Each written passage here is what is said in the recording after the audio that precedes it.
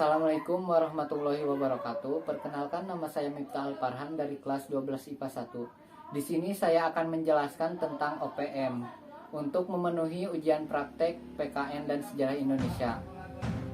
Organisasi Papua Merdeka atau disingkat OPM adalah sebuah organisasi terlarang yang didirikan pada tahun 1965 untuk mengakhiri pemerintahan Provinsi Papua dan Papua Barat yang saat ini di Indonesia, yang sebelumnya dikenal sebagai Irian Jaya, dan untuk memisahkan diri dari Indonesia. OPM dipimpin oleh Set Rongkorem sebagai komandan OPM. Organisasi Papua Merdeka ini muncul menentang pemerintahan yang sah. Organisasi ini didirikan pada tahun 1965, tepatnya di kota Monokawari. Tujuan OPM adalah mewujudkan kemerdekaan Papua dan Papua bagian barat dan dari NKRI. OPM ini bermula sebelum masa reformasi. Pada saat itu, OPM merasa bahwa mereka bukanlah bagian dari NKRI maupun negara-negara Asia lainnya.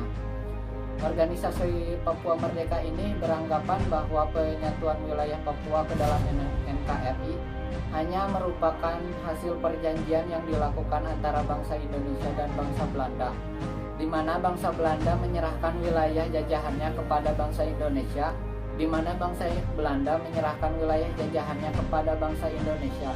Berbeda pada masa Orde Baru, latar belakang OPM pada masa era reformasi diindikasi karena konflik atau pertikaian yang sering terjadi di Papua, serta pelanggaran HAM usaha pemerintah Indonesia dalam mengatasi OPM.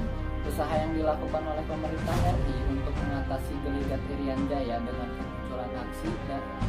kemunculan dan aksi OPM adalah dengan menggunakan dua pendekatan dalam mengatasi gejolak yang terjadi di Papua Barat.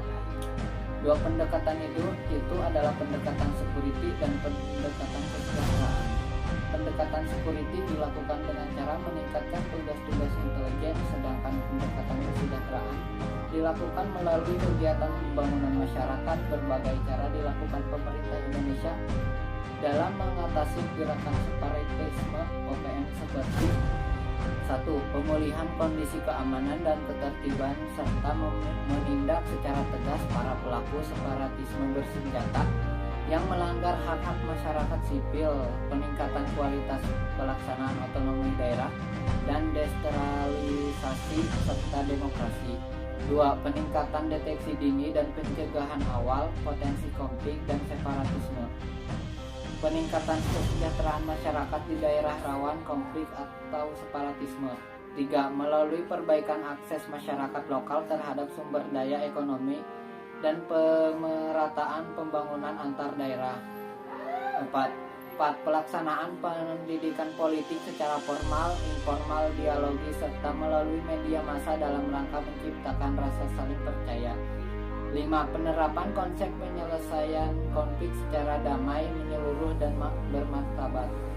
Dalam wawasan Nusantara ditegaskan bahwa Indonesia adalah sebuah kesatuan ekonomi di mana segala jenis pembangunan dan peningkatan kesejahteraan seharusnya dilakukan secara merata di seluruh wilayah tanah air. Namun sayangnya hal ini dirasa belum terlaksana secara optimal, sehingga berbagai gerakan daerah-daerah yang mencoba memisahkan diri masih terus bergulir. Hal yang perlu dipikirkan adalah mungkin saja gerakan separatisme ini merupakan salah satu bentuk protes masyarakat daerah tertentu yang belum tersentuh upaya pemerataan kesejahteraan. Solusi yang dapat ditawarkan dari masalah ini adalah implementasi nilai-nilai wawasan Nusantara di mana Indonesia merupakan satu kesatuan ekonomi dapat dilaksanakan secara optimal, sehingga segala jenis pembangunan dapat merata di seluruh wilayah Indonesia. Mungkin cuman itu yang bisa saya sampaikan. Mohon maaf bila ada salah kata. Wassalamualaikum warahmatullahi wabarakatuh.